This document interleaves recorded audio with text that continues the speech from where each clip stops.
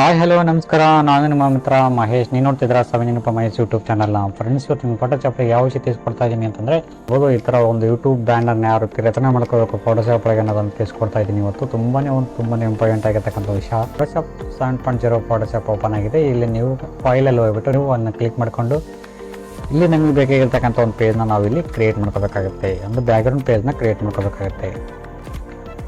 Okay, ಬಿಡ್ತು ಎಷ್ಟೆಲ್ಲ ಇರಬೇಕು ಅಂತಂದರೆ 2560ರಲ್ಲಿ 2560ರಲ್ಲಿ ಬಿಡ್ತಲ್ಲಿ ಇರಬೇಕು ಪಿಕ್ಸೆಲ್ಲಲ್ಲಿ. ಓಕೆ, ಇಂಚೆಲ್ಲ ಇದು ಮೇನ್ ಬಂದ್ಬಿಟ್ಟು ನೀವು ಮಾಡ್ಕೋಬೇಕಾಗುತ್ತೆ. Height 1440 pixel. Okay, resolution 72. RGB colour mode, white background. Okay ಅಂದಿದ ತಕ್ಷಣ ಈ ಥರ ಒಂದು ಇಂಟರ್ಫೇಸ್ ಬರ್ತಾ ಇದೆ. ಬ್ಯಾಕ್ಗ್ರೌಂಡ್ ರಚನೆ ಇದು ಒಂದು ಲಾಕ್ ಆಗಿದೆ. ಈ ಒಂದು ಕಲರ್ ಲಾಕ್ ಆಗಿದೆ, ಒಂದು ಬ್ಯಾಕ್ಗ್ರೌಂಡ್ ಲಾಕ್ ಆಗಿದೆ. ಇದ್ರ ಮೇಲೆ ಡಬಲ್ ಕ್ಲಿಕ್ ಮಾಡ್ಕೊತೀನಿ, ಇದು ಅನ್ಲಾಕ್ ಆಗುತ್ತೆ. ಸೊ ಇವಾಗ ನಾವು ಕೆಲಸನ ಶುರು ಮಾಡ್ಕೋಬೋದು. ಇಲ್ಲಿ ನಮಗೆ ಬೇಕಾಗಿರ್ತಕ್ಕಂಥ ಒಂದು ಕಲರನ್ನು ನೀವು ಚೂಸ್ ಮಾಡ್ಕೋಬೇಕಾಗುತ್ತೆ ಅಂತಂದರೆ ಗ್ರೇಡಿಯಂಟ್ ಟೂಲ್ನ ಕ್ಲಿಕ್ ಮಾಡಿಕೊಂಡು ಇಲ್ಲಿ ನಿಮಗೆ ಬೇಕಾಗಿರ್ತಕ್ಕಂಥ ಒಂದು ಕಲರ್ನ ಈ ಥರ ಸೆಟ್ ಮಾಡ್ಕೋಬೋದು. ಬೇಡ ಅಂತಂತಂದರೆ ಈ ಥರ ಬೇಡ ಅಂತಂದರೆ ಕಂಟ್ರೋಲ್ ಆಲ್ಟ್ ಜೆಡ್ ಹೊಡೆದ್ರೆ ಒಂದು ಬೇಡವಾಗಿರ್ತಕ್ಕಂಥ ಒಂದು ಬಣ್ಣ ಬ್ಯಾಕ್ ಹೋಗುತ್ತೆ, ಅಂದರೆ ಹೋಗುತ್ತೆ, ಅಳಿಸೋಗುತ್ತೆ. ಸೊ ಇವಾಗ ನಮಗೆ ಬೇಕಾಗಿರ್ತಕ್ಕಂಥ ಒಂದು ಬ್ಯಾಕ್ಗ್ರೌಂಡ್ ಫೋಟೋ ಆಗಿ ಬ್ಯಾಕ್ಗ್ರೌಂಡ್ ಬೇಕಾಗಿದೆ. ಈ ಒಂದು ಫೋಟೋ ಬ್ಯಾಕ್ಗ್ರೌಂಡ್ ಆಗಿ ಬೇಕಾಗಿದೆ ಅಂತಂದರೆ ಯಾವ ರೀತಿ ತಗೋಬೇಕು ಅಂತಂದರೆ ಇದು ಒಂದು ಫೋಟೋ ಇದರೊಳಗೆ ಡ್ರ್ಯಾಗ್ ಆ್ಯಂಡ್ ಡ್ರಾಪ್ ಮಾಡ್ತಾ ಇದ್ದೀನಿ. ಸೊ ಈ ಒಂದು ಫೋಟೋನ ಇದರೊಳಗೆ ಡ್ರ್ಯಾಗ್ ಆ್ಯಂಡ್ ಡ್ರಾಪ್ ಮಾಡ್ತಾ ಇದ್ದೀನಿ. ಓಕೆ, ಈ ಒಂದು ಫೋಟೋ.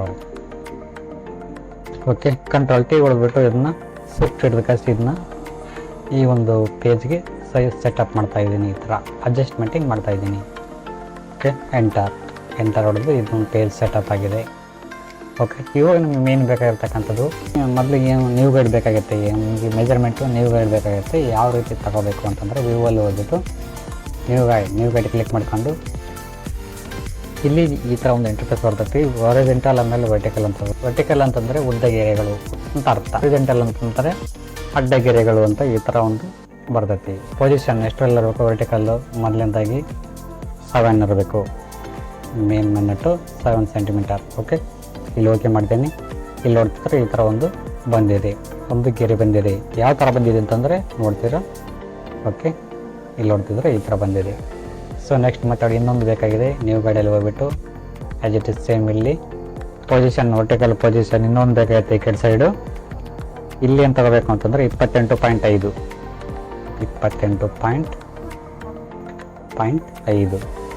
ಇಲ್ಲಿ ನಾನು ಓಕೆ ಮಾಡ್ತೀನಿ.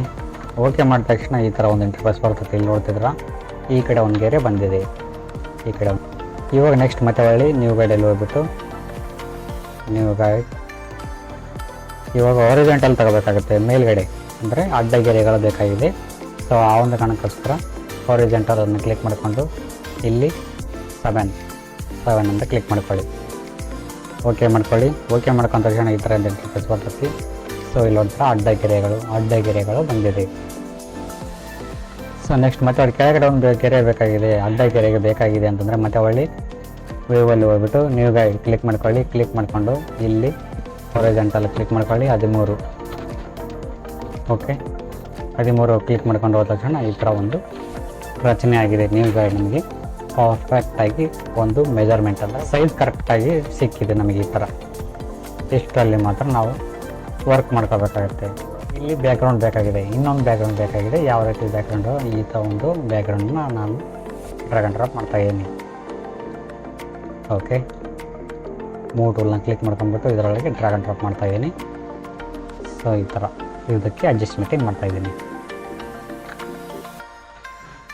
ಕಂಟ್ರೋಲ್ ಟಿ ಹೊಡೆದ್ಬಿಟ್ಟು ಮೇಲ್ಗಡೆ ಸ್ವಲ್ಪ ಗ್ಯಾಪ್ ಆಗಿದೆ, ಅದನ್ನು ಫಿಲ್ ಮಾಡ್ತಾಯಿದ್ದೀನಿ.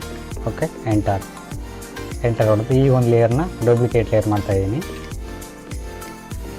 Duplicate layer, control J. Okay, control T ಹೊಡೆದ್ರಿ. ಹೊಡೆದ ನಂತರ ನಿಮ್ಮ ಕೀಬೋರ್ಡ್ನಲ್ಲಿರ್ತಕ್ಕಂಥ ರೈಟ್ ಬಟನ್ ಕ್ಲಿಕ್ ಮಾಡಿಕೊಂಡು ಕ್ಲಿಪ್ ಹಾರಿಜಾಂಟಲ್ ಅಂತ ಇದೆಯಲ್ಲ, ಇದನ್ನ ಕ್ಲಿಕ್ ಮಾಡ್ಕೊಳ್ಳಿ. ಈ ಕಡೆ ರೊಟೇಟ್ ಆಗುತ್ತೆ. ಸೊ ಇವಾಗ ಈ ಕಡೆ ಸರಿಸ್ಕೊಳ್ಳಿ. ಈ ಥರ ನಿಮ್ಮ ಕೀಬೋರ್ಡ್ನಲ್ಲಿರ್ತಕ್ಕಂಥ ಏರೋ ಮಾರ್ಕ್ ಅದನ್ನ ಈ ಕಡೆ ಎಡಗಡೆ ಇರ್ತಕ್ಕಂಥ ಒಂದು ಏರೋ ಮಾರ್ಕ್ನ ಪ್ರೆಸ್ ಮಾಡ್ಕೊಳ್ಳಿ. ಈ ಥರ ರಚನೆ ಆಗುತ್ತೆ. ಎಂಟರ್ ಹೊಡೀರಿ. ಅದು ಕೂಡಿದೀವಿ ಇಲ್ಲೋದನ್ನು ಚೆಕ್ ಮಾಡ್ಕೊಳ್ಳೋಣ. ಓಕೆ, ಇವೆರಡನ್ನು ಮರ್ಜ್ ಮಾಡ್ಕೊಳ್ಳೋಣ. ಜಾಯಿಂಟ್ ಆಗಿಬಿಟ್ಟು ಕಂಟ್ರೋಲ್ ಹೊಡೀರಿ. ಅದೇ ಎರಡು ಲೇಯರ್ ಮರ್ಜ್ ಆಯಿತು.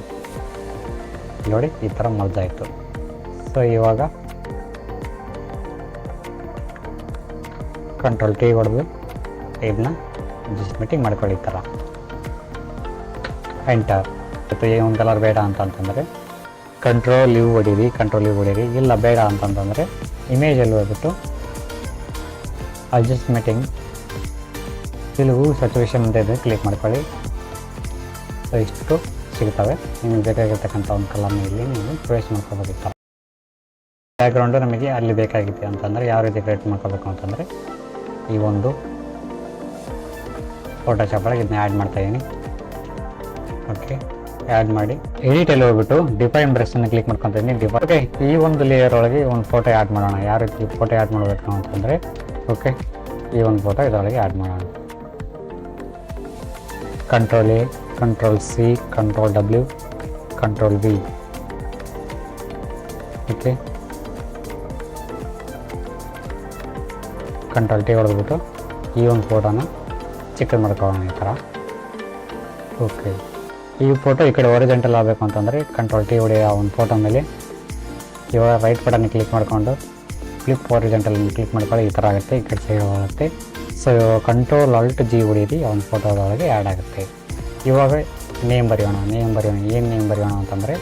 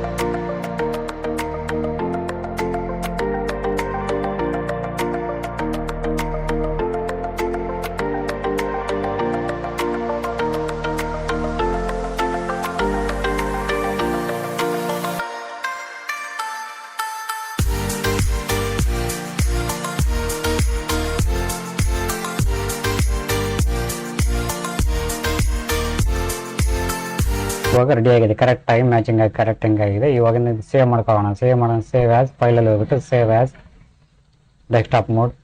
ಇಲ್ಲಿ ನಮಗೆ ಒಂದು ಲೆಟ್ರ್ ಕೊಡಬೇಕಾಗುತ್ತೆ. ಲೆಟ್ರ್ ಕೊಟ್ಟು ಜೆ ಪಿ ಜಲ್ಲಿ ಬೇಕಂದ್ರೆ ಜೆ ಪಿ ಜಲ್ಲಿ, ಪಿ ಎನ್ ಜಿ ಬೇಕಂದ್ರೆ ಪಿ ಎನ್ ಜಿಲಿ. ನಾನು ಜೆ ಪಿ ಜಿಲ್ಲಿ ಕ್ರಿಯೇಟ್ ಮಾಡ್ಕೊತಿದ್ದೀನಿ, ಓಕೆ ಅಂತೀನಿ.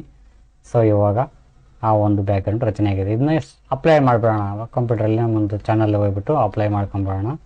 ಸೊ ಗೂಗಲ್ ಕ್ರೋಮ್ ಓಪನ್ ಮಾಡ್ಕೊಂಡ ತಕ್ಷಣ ಇಲ್ಲಿ ನಮ್ಮ ಒಂದು ಚಾನಲ್ ನೇಮ್ನ ಸರ್ಚ್ ಮಾಡ್ಕೊತಾ ಇದ್ದೀನಿ.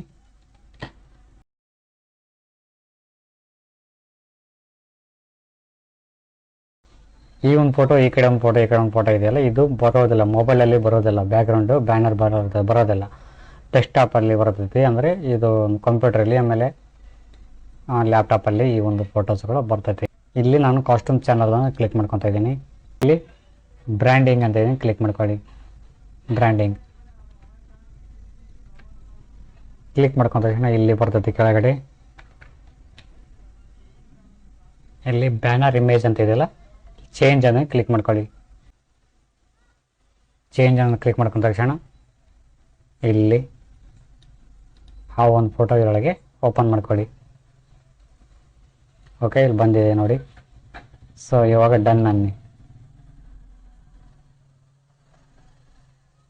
ಇವಾಗ ಪಬ್ಲಿಷ್ ಅನ್ನಿ.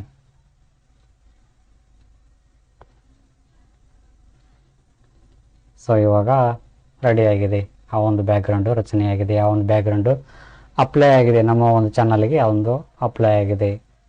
ಚೆಕ್ ಮಾಡ್ಕೊಳ್ಳೋಣ. ಇಲ್ಲಿ ಹೋಗ್ತಿದ್ರ ಕರೆಕ್ಟಾಗಿ ಮ್ಯಾಚಿಂಗ್ ಆಗಿದೆ. ಈ ವಿಡಿಯೋ ಇಷ್ಟ ಇದ್ದರೆ ಲೈಕ್ ಮಾಡಿ, ಕಮೆಂಟ್ ಮಾಡಿ, ಶೇರ್ ಮಾಡಿ ಅಂತ ಹೇಳ್ತಾ thank you for watching. Thank you, bye.